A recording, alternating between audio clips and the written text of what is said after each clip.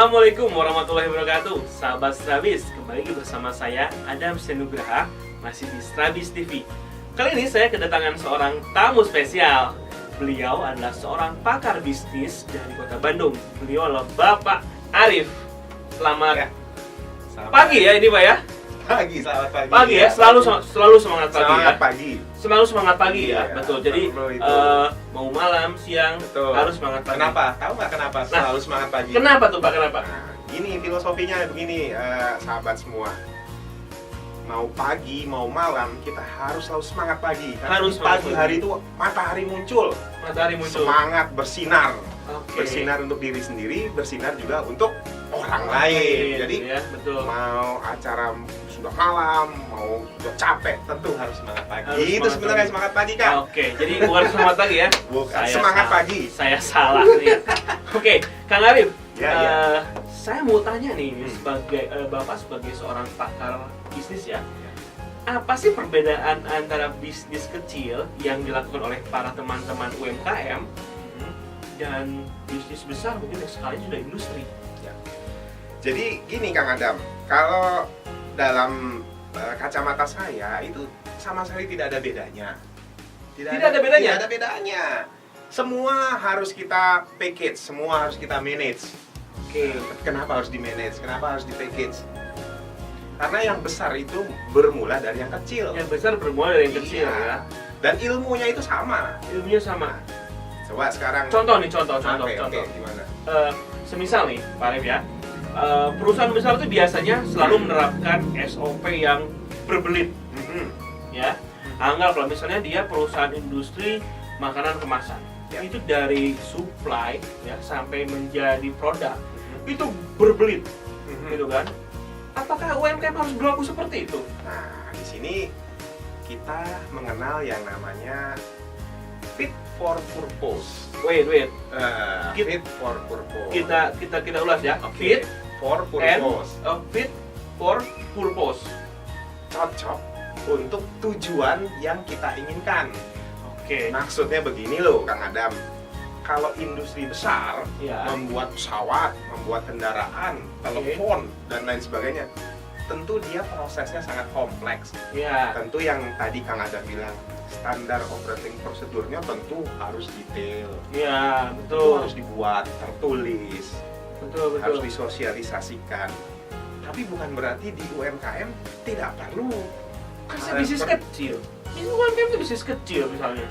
Itulah yang menjadi salah satu kelemahan Penyebab UMKM nggak pernah penyebab maju. UMKM kita tidak maju Kang. Oke. Gitu. Bisa nggak dibayangkan nih? Contoh. Contoh. Kang Adam bisnis apa ya? Keripik kentang. Kue. Oke, Keripik kue. kentang. Oke. Keripik kentang. Kue bentang ya, oke. Enak nggak kira-kira? Ada kentang yang tebal, Ya. ada yang tipis, Oh. ada yang gurih, ada yang melempem. Ada yang asin loh ya. Enak nggak kira-kira itu? Iya. Kira-kira pelanggan akan banyak nggak? Jangankan pelanggan, saya pun pasti nggak mau makan. Nah itu, jadi kalau kita bicara SOP dalam dunia UMKM Ya. itu diperlukan. Cuma kita tidak perlu terbebani dengan SOP, standar operating prosedur. Takut, tidak. Jadi sahabat UMKM yang diperlukan adalah para sahabat perlu memiliki satu standar. Ya. Standar produk, standar bahan mentah. Betul. Bahan mentahnya harus yang seperti apa? Betul. Kentangnya yang besarnya seberapa, dipotong-potongnya sebesar apa, Oke. cara motongnya pakai alat potong seperti apa, Oke. terus cara menggorengnya Seperti seberapa lama, Oke. segaring Tapi apa. oke. Gitu. Itu sudah saya lakukan di dalam bisnis saya. Semisal nih ya, UMKM selalu berkata, itu sudah saya lakukan dalam bisnis saya. Semua di luar kepala. Betul. Salah? Jadi gini, kalau yang melakukan hanya Kang Adam sendiri, Ya. mungkin tidak masalah dan tidak salah. Tapi pertanyaannya, apakah suatu bisnis bisa dilakukan sendirian? Kan Akang tentu punya rekan-rekan kerja yang lain, Oke. punya teman-teman bisnis yang lain Betul. yang perlu dijelaskan, disamakan persepsinya. Ibu, bapak, ini seperti ini bentuknya, cara menggorengnya seperti itu, dan itu perlu bukan hanya dibuat standar itu, tapi perlu didiskusikan, disampaikan sehingga produk yang dihasilkan itu ya seragam, sesuai sama, dengan harapan. Betul. Sesuai dengan apa yang dipikiran Kang Adam tadi. Tapi kan ini bukan berarti saya apatis ya. Ya, gimana? Saya setuju banget dengan SOP yang diberlakukan bagi UMKM. Tapi saya mencoba berada di sisi lain ya. Oke. Saya berada misalnya di sisi seorang UMKM yang saya selalu berbicara kepada bawahan saya bahwa Anda harus seperti ini, seperti ini, seperti ini. Oke, case close. Mereka mengerti apa yang mereka kerjakan. Oke, kembali ke area berikutnya. Anda harus seperti ini, seperti ini. Case close.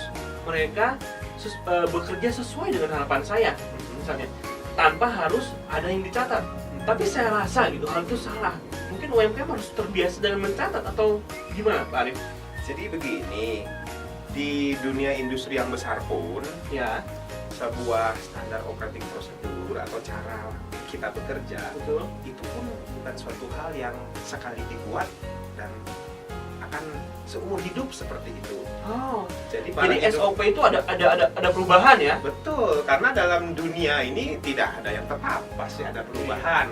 Apakah kentang dari dulu seperti itu saja? Mungkin dunia pertanian juga ada perubahan Iya, dan ada peningkatan perkembangan dan mungkin ya. sebagainya. Betul. Kemudian apakah kita akan stuck seperti itu? Dan Betul. kita harus ikuti. Dan biasanya di industri SOP itu ditinjau.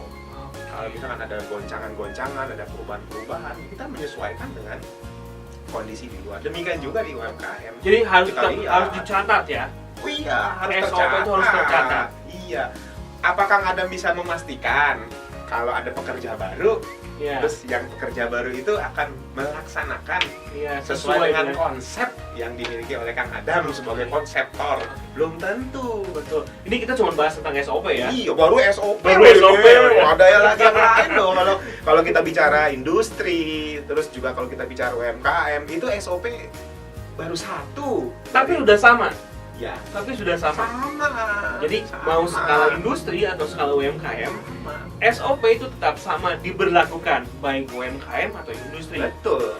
Wajib ya hukumnya ya. Iya, kalau kita ingin memiliki bisnis yang terus. Grow and sustainable. Betul. Kalau tidak mau, ya itu pilihan kembali ke para sahabat UMKM semua. UMKM. Tapi kami menyarankan lakukanlah standar operating prosedur, Betul. satu prosedur yang baku sehingga didapatkan produk baik berupa barang ataupun jasa yang standar. Oke.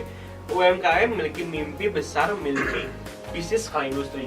Jangan jadikan itu hanya sekedar mimpi. Realisasikanlah mulai dari sekarang dengan cara ikuti langkah-langkah yang telah dilakukan oleh industri besar.